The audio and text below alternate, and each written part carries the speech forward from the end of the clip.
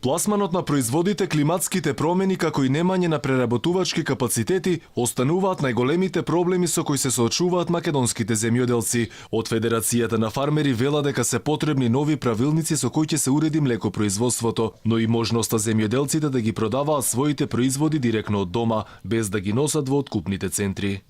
Проблемите ги знаеме сите, значи неколку пати се спомнати и веќе долги години се истите, тоа е пласманот на земјоделските производи и климатските промени кои што се соочуваат самите земјоделци. Ние со години апелираме дека производната цена ни е далеку повисока од откупната цена на самите земјоделски производи.